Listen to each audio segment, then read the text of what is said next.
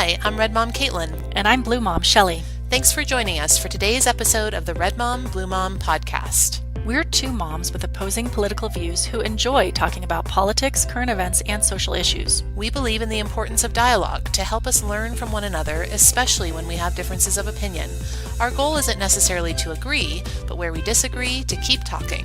We hope we inspire you to have real conversations on important issues with people with whom you disagree, and we hope our legislators are doing the same. Let's get started.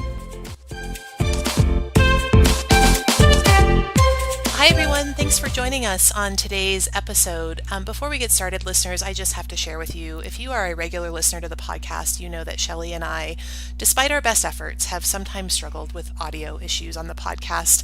We really do try our hardest to make this a quality production, but I think both Shelley and I have been a little bit surprised to learn how much there is involved with audio engineering. So we're excited today because Shelley found on Amazon these awesome headsets with a microphone. So we're really excited to see if this will help with some of our audio problems. We would of course love your feedback, but thank you for your patience with us. We know some of you have listened to all of our episodes. Some of them have been better than others. Hopefully going forward with our new setup with headsets and we look very professional, those issues should be taken care of. So Let us know what you think. Thanks for bearing with us. All right, so today's episode is going to be a little different than normal. I told Shelley a few weeks ago that there are so many topics that come up that I am interested to talk to her about, even if they're not kind of quote unquote worthy of a full-length episode. So with that in mind, today's episode is going to be what we call a lightning round. We're going to cover a variety of topics and we're going to try to have limited conversation on each one. We'll do our best to keep it short and sweet. We hope you like this new format. We're going to try to do this lightning round every once in a while going forward, in addition to, of course, continuing our deep dive conversations on some of the bigger issues. So let's get started with topic number one. Shelley, you want to kick us off? Sure. So last month, I read that Trump's White House was considering seriously a proposal to release the immigrants that he's required to release, but doesn't want to release, to go ahead and release them into what he calls sanctuary cities, and that is cities where local police has not expressed a willingness to screen people for immigration violations. So I'm curious to hear, Caitlin, whether you were disturbed to read that in the sense that, you know, any president who wants to sort of take take retribution against certain states or cities that he thinks are not supporting him, not doing what he wishes. I was concerned with that, and I was wondering what you thought. Not at all concerned, and I have to tell you, this was Trump at his best. I love that he did this. This was exactly the type of response and kind of political gamesmanship that I think Trump it can excel at, and he's not always perfect at it, but I really loved it when he did this, and let me tell you why. Yes, I think people on both sides of the aisle, frankly, play political games with immigrants, and I'm not trying to diminish the plight of those people or anything like that. But if we look at this from a political strategy perspective, what I love about what Trump did was he exposed what I consider to be the hypocrisy. So for years, certainly for the duration of Trump's presidency, but probably even prior to that, you have Democratic leaders of cities and states across the country singing praises about the benefits of sanctuary cities, patting themselves on their back about how welcoming they are to people of all walks of life, illegal or not, doesn't matter. But now when the rubber hits the road and Trump's kind of threatening, as you said, to send illegal immigrants to their cities, you know, everybody's kind of putting their hands up and saying, whoa, whoa, whoa, let's not do that. It's going a step too far. You're playing games, et cetera, et cetera. These are the same people, though, that for years have been talking about all the benefits of sanctuary cities to their community. So I think it's a great strategy on behalf of Trump to kind of expose that hypocrisy. That's so interesting. No, I viewed it completely differently. First of all, I thought Trump sort of created the issue about sanctuary cities. All it is local law enforcement saying that it's not their job to enforce immigration rules, because you don't want a situation, for example, where someone gets pulled over for a minor traffic violation and all of a sudden they're being racially profiled because the local police think that they need to figure out if this person is legal or illegal. because that raises all kinds of constitutional issues and civil rights issues, and a lot of these police forces don't want to do that job. They have their job to do as opposed to the federal job. So I thought that he has just created the, this term, this issue with sanctuary cities. And then for me, what I saw was, isn't it political? First of all, I don't think that a lot of people are even worried about living next to immigrants. So I don't think that was the Democrats' response. I think it was, wow, isn't that political retribution? I mean, what would you think if Obama had sort of punished Alabama or Georgia or one of the conservative states in some way, like what Trump did with the wildfires in California? What would you think if presidents on both sides made it a habit to sort of divide the states and start saying, well, I'm going to give you, FEMA relief, and I'm not going to give you FEMA relief? I mean, we're a country. We're the United States of America. We need to be united regardless of what some politician thinks is his support base. Yeah, but I think the difference in my mind is Trump is not punishing these states. So, for example, Gavin Newsom has tweeted about sanctuary cities. He's very proud of the fact that California, I think, is a sanctuary state. Certainly the city of San Francisco, where he was most recently mayor.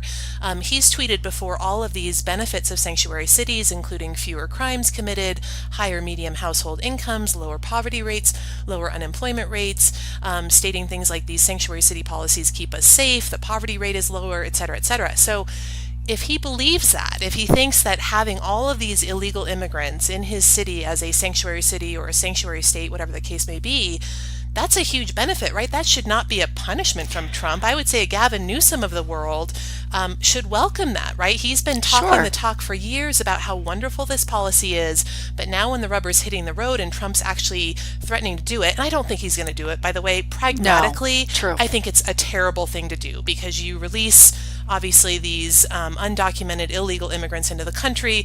I don't care if they're going to San Francisco or Denver or Dallas, Texas, doesn't matter.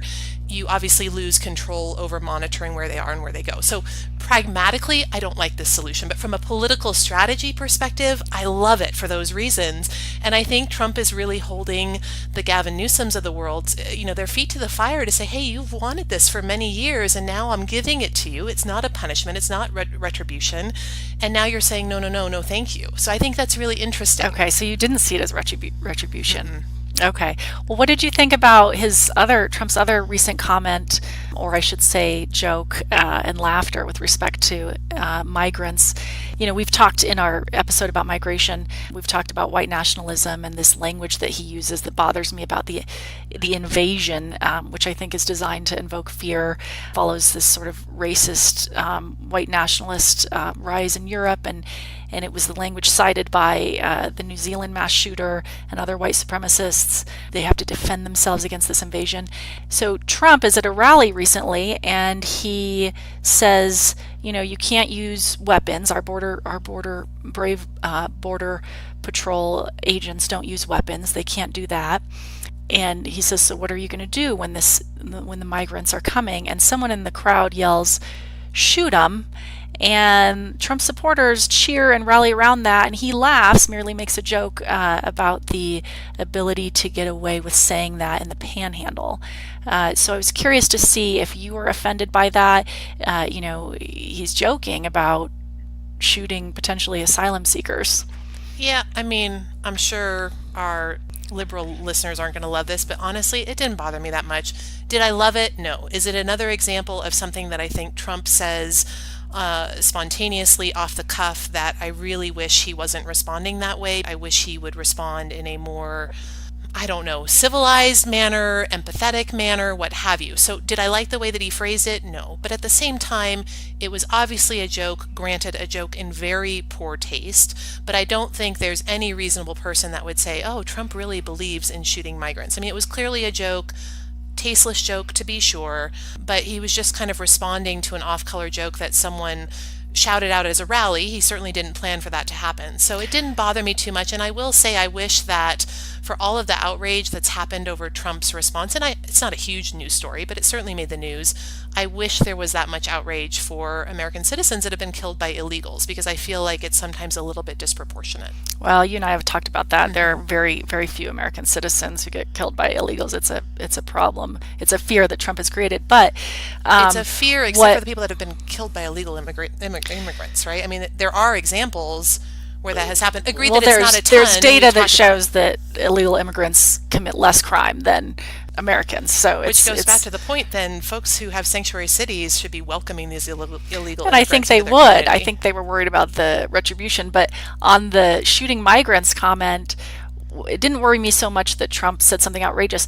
What bothers me is that he gets his base and at these rallies all riled up about shooting unarmed women and children who are possibly seeking asylum. It reminded me of a Nazi comment, or the fact that he's getting his base riled up about this idea.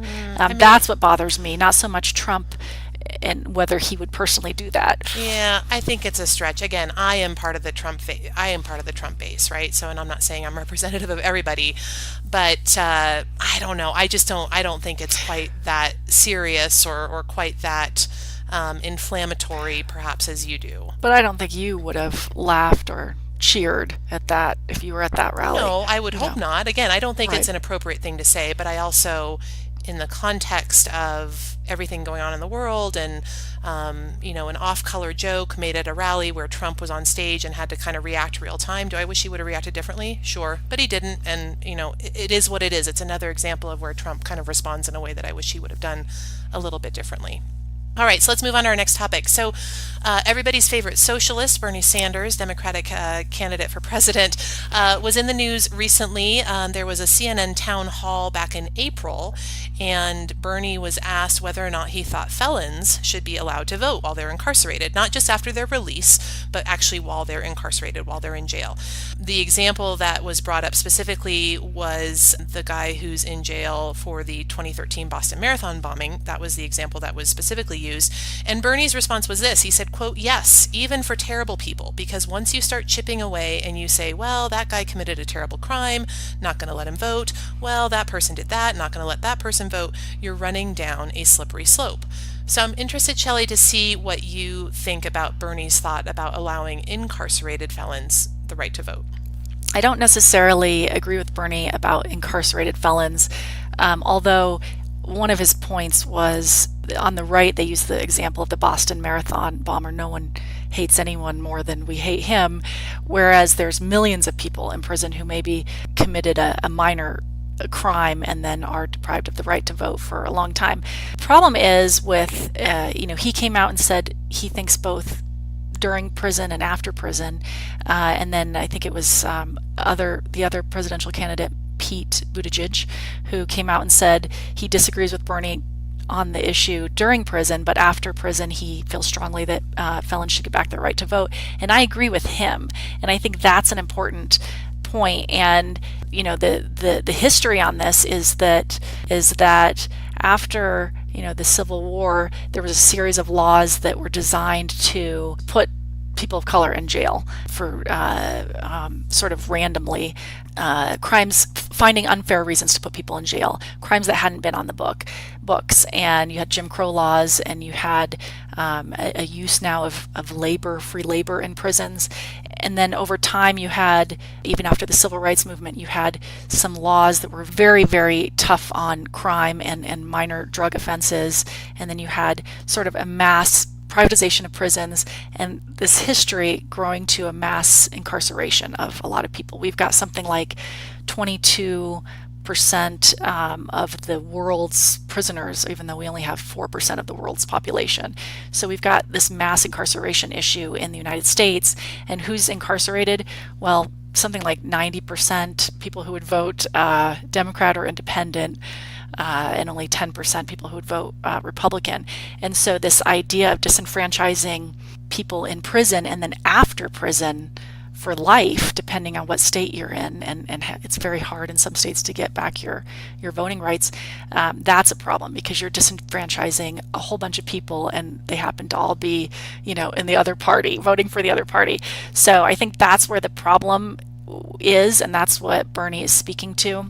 But have you heard folks on the right advocating for limiting voting rights even after you are released, or does that happen today? Because Yes. I agree. I agree with you. I agreed with Buttigieg. I agree with, I think, Kamala Harris, although she had to kind of massage her message a little bit. I think she ultimately came out and said the same thing, that, hey, if you're a felon and you're incarcerated, part of that punishment is that you lose your right to vote, right? You kind of Right. give up some of those traditional rights as a citizen. And I agree with that. But I I'm also okay agree with with that. you and some of those candidates that once you are out of prison and you've served your debt to society, you should regain that vote. So I guess I'm interested to hear, are there Republicans or conservatives or anyone really that's proposing to keep that right away from them for the duration of their lifetime? Well, those laws are already on the books. So there's in certain states, there's been a passage, conservative passage of several laws, and different. They vary state by state, that disenfranchise felons or ex-felons to different extents. So, for example, one was passed recently in a southern state that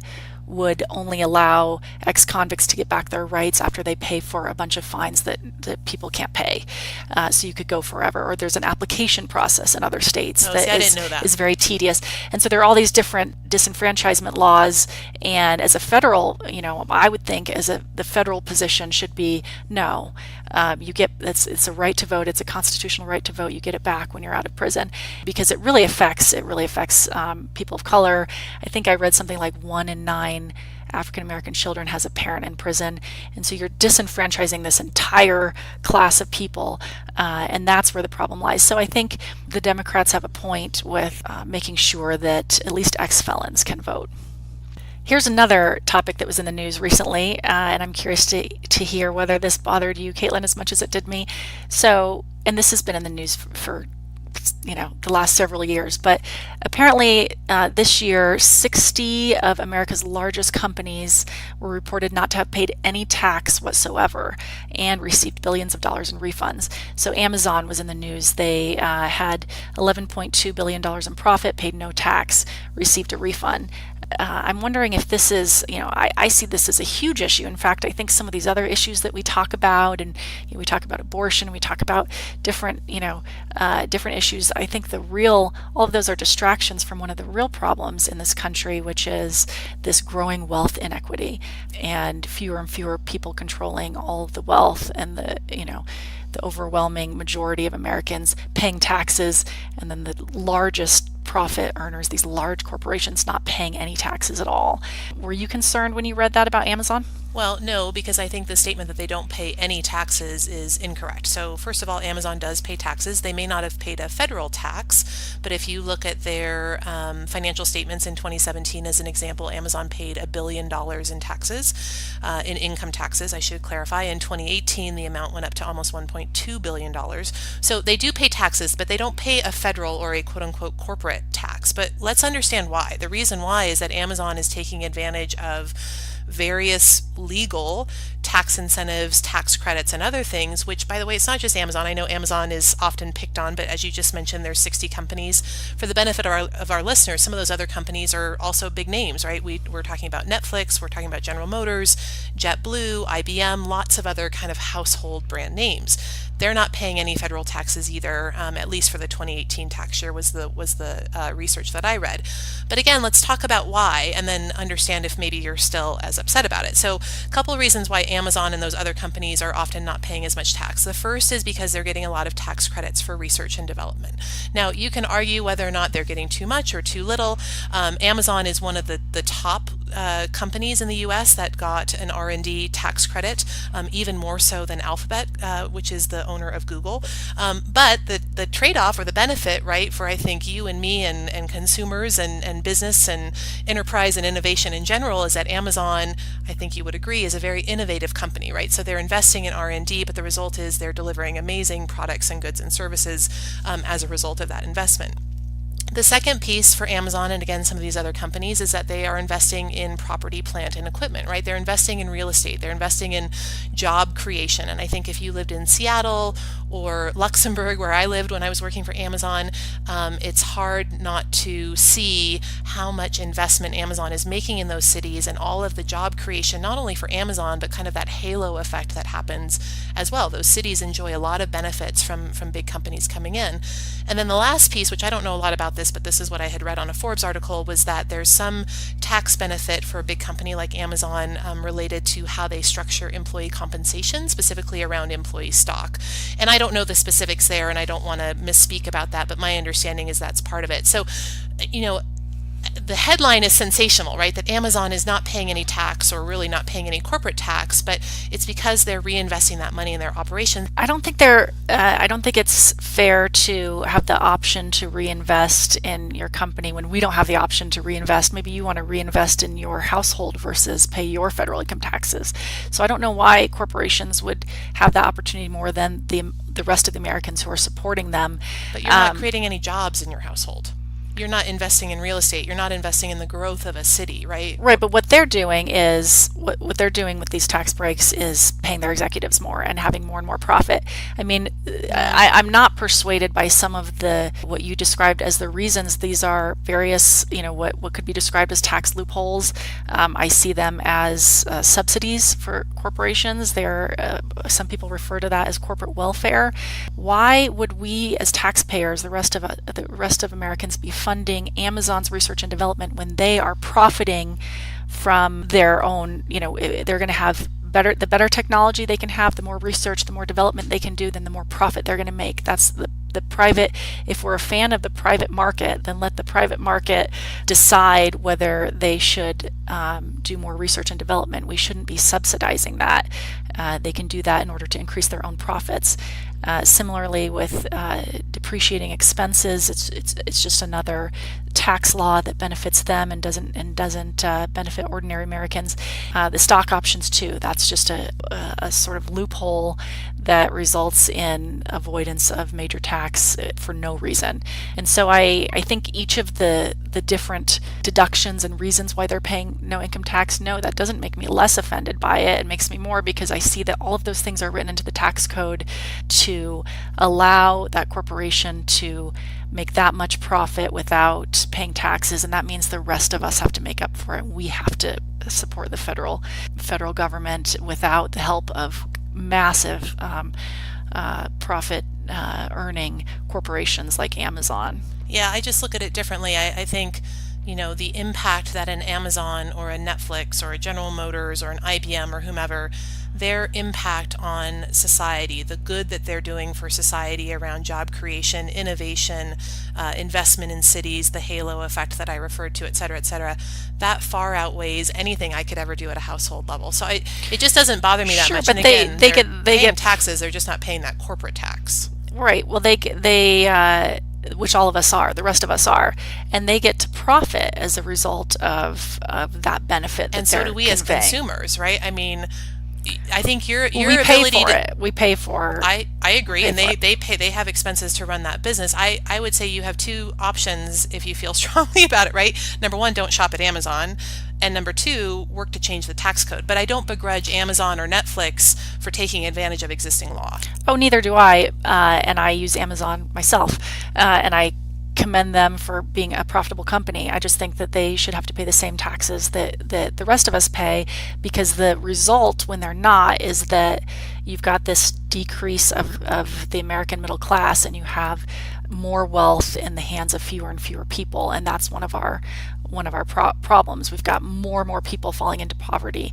And then in terms of the tax law, the new tax law that we talked about, we had an episode on this, it just sort of exacerbated this problem. Now there's even fewer corporate taxes being paid, and I've heard multiple CPAs say it shouldn't matter your political party, conservative or not, this is some of the worst tax legislation ever to pass. It just makes these, what I call corporate welfare, these handouts that we're providing to large corporations, not small businesses, mind you, it makes them more pronounced. And so I think it's a problem. All right, Shelley, our next topic, I'd love to move on to Elizabeth Warren. She came out recently with a plan to offer student loan forgiveness, benefiting, as she quoted, tens of millions of Americans. The plan would cancel student loan debt for more than 95% of borrowers and would entirely cancel student loan debt for more than 75% of Americans with student loan debt. Her plan also included some free college ideas, but for now, let's just focus on the student debt piece. I think we've talked a little bit about education and student debt in past episodes, but would love to hear from you, Shelley, what you think about Elizabeth Warren's plan. Well, I agree with her that college should be free or affordable for all Americans. I don't know if I agree with her that we should, in terms of the method. I'm concerned that if we allow colleges to keep raising the price and then let the banks continue loaning money to students to pay that, and then we forgive that debt, that just means taxpayers are now going to pay the banks, pay back the banks. So I agree that we need a way to make college free or affordable. I think it's a great idea. I just think you have to be careful not to allow a plan like that to continue to balloon the cost like we've done with healthcare and insurance companies. So that in principle, I agree with debt forgiveness, especially for people who are earning below a certain amount, like she addresses in her plan, but I think there must be a better way to do it than what Warren has proposed. So did you have college debt coming out of either undergrad or law school? Tons. Have you paid it off? Yes. Okay, so as did I. I had college debt coming out of undergrad. I didn't do graduate school. And I paid it off, right? That was the agreement that I made to take out those loans. You made the agreement to take out those loans, and you and I did the responsible thing. We paid those things off. I'm struggling to understand with this idea of why should taxpayers now be on the hook for folks that have not done the responsible thing, who have not been able to pay off their debts. And I appreciate that it's hard to do and that this debt can trail people for decades coming out of school. But that's not really my responsibility. I don't think it's your responsibility either. So just at a kind of a philosophical level, that's where I struggle with the student loan forgiveness. First of all, it's kind of a knock in the teeth to those of us that actually did the right thing and paid off our debts. And I just don't think it sets a really good precedent. And I know that often, some on the left at least, they love this idea of free stuff, quote unquote free stuff, be it student loan forgiveness or free college. Someone's always paying for that, right? And I have a lot of issues with me being expected as a taxpayer to pay for someone else's decisions around taking on student loans. Sure. Well, I sort of agree with you that, again, we don't want to get the taxpayers supporting the banks. I'm not as worried about the way you phrased that. The problem is you've got now so many people in debt their entire lives. There's an increasing number of people over the age of 60 who still have student loans in the United States. So it's a real problem, and it's not that people on the left want a lot of free things. On the contrary, I think it would benefit our society tremendously if everyone could afford to get an education. That's just good for America, and it should be. Of all the things that we spend money on, you and I have talked about, if you just reduce the defense budget just a tiny bit, you could provide free education for Americans, which would be a great thing for America as a whole, and it would improve our companies, our ability to be profitable, our wealth, our bottom line, society generally, to have a more educated population. So I think the idea of free or affordable college is a wonderful idea. But I agree with you that you've got, my concern is that I don't want to bail out the banks when all the loans get forgiven. I don't want taxpayers to have to do that. So I think we agree on that piece. Yeah, I mean, I don't want to bail out the personal loan holders either. And I agree that there's a kind of a whole structure right now between academic institutions and banks and the federal loan program. There's all sorts of elements there that I think need to be addressed. But I just have a lot of issues, and you've heard me talk about this before, around personal responsibility. If you decide to go to college, or you decide to go to grad school or law school, whatever it may be, you are the one that's making that commitment to take on that loan. That is no one's responsibility, in my opinion, but yours. And I do think the academic piece is interesting. And there was an article I read talking about how colleges and universities, they really benefit from this federal student loan kind of program and system, which really provides students to pay more for tuition than they normally would pay, right? And like mortgages. Like mortgages, right? And on the part of the college and the university, there's really no financial risk. And that's one of the other elements I think that Elizabeth Warren's plan or similar kind of debt forgiveness plans have been criticized for, because taking aside even the personal responsibility piece and debating whether or not, it's good for society if we forgive some debt, what about these colleges and institutions that have zero incentive to kind of restructure or review their own economic structure, and they have little incentive to ensure that students are graduating on time and that they're going to be equipped with the skills and the knowledge to find jobs that pay money. There was a stat that I read on the New York Times back in 2014, but I'm sure it's probably still roughly close. It said only 19% of public university full-time students are graduating with their bachelor's degree in 4 years. So it's no wonder people have crushing student loan debt when that's kind of the statistic that we're working with. But I don't like the personal responsibility element, and I also don't like the fact that this type of plan also seems to let these academic institutions off the hook. Right. I agree with you. I disagree with you on the personal responsibility argument because, again, I think that it would behoove all of us to have a more educated population and to allow young people to go to school no matter what their means, whether they come from poor families or wealthy families. But I agree with you that it would be silly to allow colleges to continue raising their prices while the taxpayers then foot the bill, and to allow that tuition prices to be raised and then banks to make a bunch of interest off that and then for the taxpayers to foot the bill.